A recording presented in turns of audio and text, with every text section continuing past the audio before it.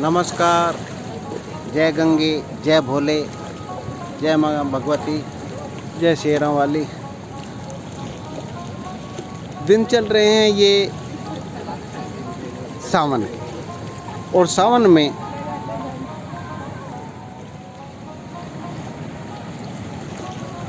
में मंदिरों में भीड़ होना स्वाभाविक है, क्योंकि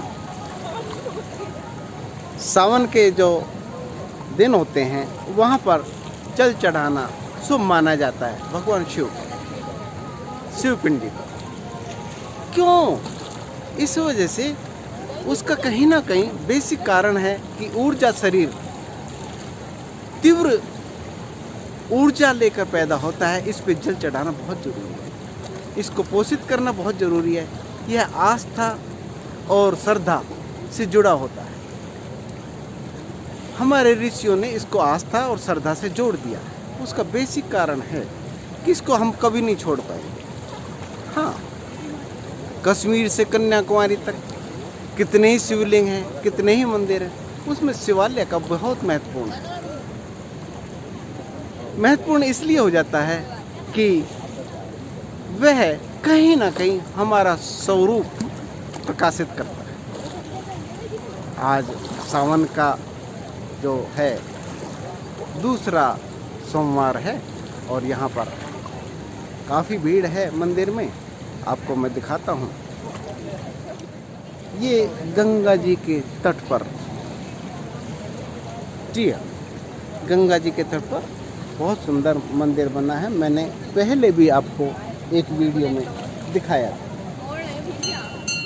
और आज सोमवार है, काफ़ी पब्लिक आई हुई है। ये श्रद्धा और विश्वास जो है हमारा कहीं ना कहीं हमें जोड़ता है। साइंस हमें तोड़ती है। ये दीपक जलाया, जल में प्रभावित कर दिया, अपनी आस्था का प्रमाण दे दिया, तो कहीं ना कहीं हम आस्था से, श्रद्धा से जुड़ जाते हैं। उस श्रद्धा से जो हमें अंदर जोड़ती है और अंदर जोड़ती है उस आस्था को, क्योंकि हमारी अध्यात्म जो है ना, हमारा जो अध्यात्म है वो जोड़ता है। साइंस से अगर हम पूछेंगे माँ क्या है, तो वो सब कुछ अलग अलग खोल के बताएगा कि ये आँखें हैं, ये कान है, ये मुंह है, और ये इनका शरीर है, और ये हाथ है, ये माँ है। उनकी माँ की जो व्याख्या है ना, वो अलग होगी।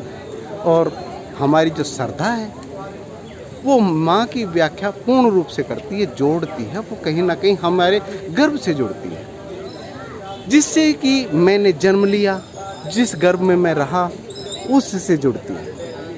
और यही जो हमारी मंदिरों में आस्था जो जुड़ी हुई है वो श्रद्धा है और विश्वास है। हमारे ऋषियों ने इसको बहुत तरीके से समझा है। अब इस पे आप देखेंगे, एक बहुत महत्वपूर्ण बात आपको आज बता देता हूँ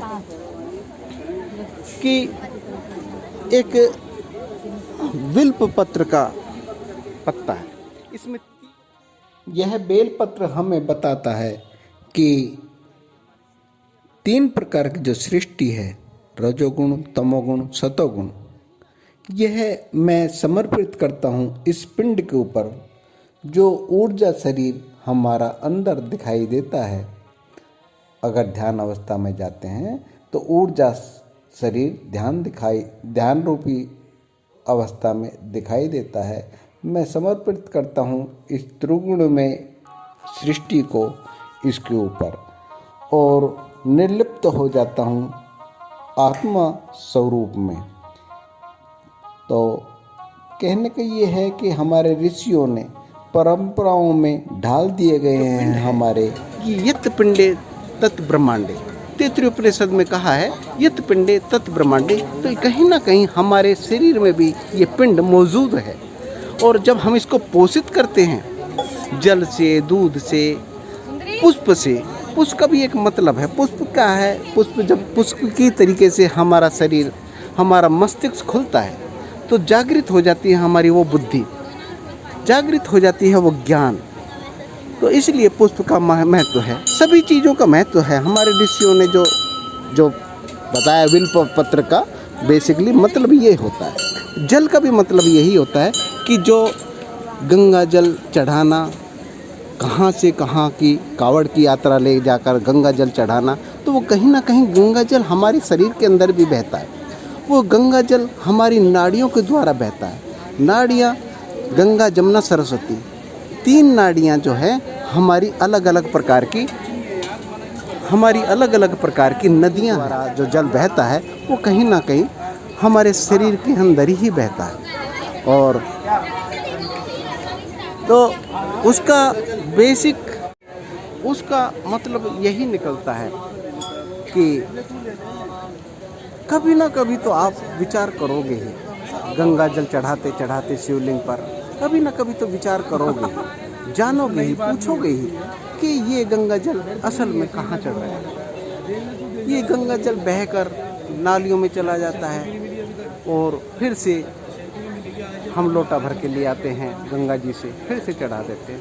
तो इसके बारे में हम कभी ना कभी तो विचार करते हैं, और विचार करते हैं तो जानते हैं। क्योंकि मनन मनुष्य का जो धर्म है, मनुष्य का जो नाम रखा गया है मनुष्य ही, तो मनुष्य का जो बेसिक है वो मनन से। हम जब मनन करते हैं और जानते हैं कि मैं गंगा जल चढ़ा रहा हूँ, पूजा कर रहा हूँ, तो कहीं ना कहीं हम अपनी ही पूजा कर रहे हैं। जी हाँ, सिर्फ थोड़ा सा फर्क है। फर्क सिर्फ इतना है कि किसी ने कहा है, रब का की पाना इतने पुटना ते इतने लाना। रब का कोई ढूंढना नहीं पड़ता, वो हमारे साथ है भाई, चक्र में ही है, हमारे ही चक्रों में है वो रब। भगवान शिव जो है इसमें सबसे महत्वपूर्ण इसलिए माने जाते हैं कि इनकी जितने भी अलंकार हैं, जैसे तीसरा नेत्र है, वो भी अगर उस पर भी ध्यान किया जाए तो भ्रिकुटी में ध्यान करने से आपके नित्य वो बुद्धि खुल जाएगी, और बुद्धि रूपी पंखड़ी खुलने से ज्ञान हो जाएगा। और जल को आप स्पष्ट रूप से देख सकते हैं, उन नाड़ियों को देख सकते हैं चलते हुए। हमारे शरीर में कितनी नाड़ियाँ हैं? 72,000 नाड़ियाँ हैं, और उनको कम करते करते 3 नाड़ियों पर शेष आ गया है, इंगला, पिंगला, सुषुम्ना। वो गंगा, जमुना, सरस्वती का प्रतीक भी है। और कहते हैं कि संगम में स्नान करने से मोक्ष की प्राप्ति होती है। तो अर्थात संगम में जो रहते हैं, वहाँ पर प्रयाग में जो रहते हैं, उनको मोक्ष की प्राप्ति ऑटोमेटिक हो गई?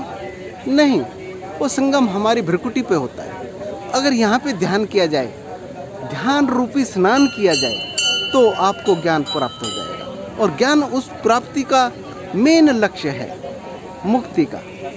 फिर ये नहीं कि ये बच्चे छोड़ दिए, ये घर छोड़ दिया, ये बार छोड़ दिए तो मुक्ति मिलेगी, ऐसा नहीं, छोड़ना नहीं पड़ता। ज्ञान होने से हम आसक्ति नहीं रहते, उसके प्रति आसक्ति नहीं रहेगी, ज्ञान उपलब्ध हो जाएगा, मुक्ति का आनंद ले पाएगा। पता चल पाएगा कि मैं इस शरीर रूपी मंदिर में किस तरीके से रह रहा हूँ, और किस तरीके से गंगा जल मैं अपने आराध्य देव को चढ़ा रहा हूँ। तो मेरा यही मानना है कि इसको जानना जरूरी है। हम जगह जगह शिवलिंग पे जल चढ़ाते हैं, मैं भी चढ़ाता रहा, मैं भी देवी की पूजा करता रहा और करता हूँ, अब भी चढ़ाता हूँ। पर मैं जान गया हूँ कि वो जो शिवलिंग है वो मेरे अंदर ही है। मैं शिव स्वरूप को जब अंदर देखता हूँ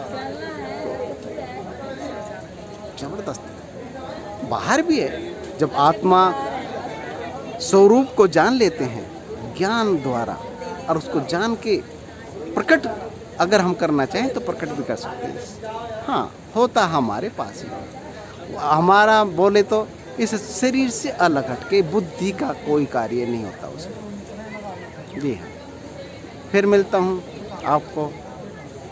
आज सोमवार की सभी को बधाई। गंगा जी, मैं आपसे प्रार्थना करता हूँ सभी आप लोगों की मनोकामना पूर्ण हो, ईश्वर से प्रार्थना करते हैं, माँ गंगा से भी प्रार्थना करते हैं। नमस्कार, फिर मिलते हैं अगली वीडियो में। मैं गुरु शंकर भाई, शेयर जरूर किया करो। हाँ, शेयर कर पाओगे तो सबको फ़ायदा होगा। और मुझे लाइव देख पाएंगे। कुछ समय की ज़िंदगी इस शरीर में और है भाई, फ़ायदा उठा लो। ठीक है, नमस्कार। इस वीडियो अच्छा लगे तो इस वीडियो को लाइक कीजिए, सब्सक्राइब कीजिए और ज़्यादा से ज़्यादा कमेंट कीजिए और ज़्यादा से ज़्यादा देखिए और इस वीडियो को शेयर कीजिए और घंटी भी बजा देना। बाय बाय दोस्तों, नमस्कार।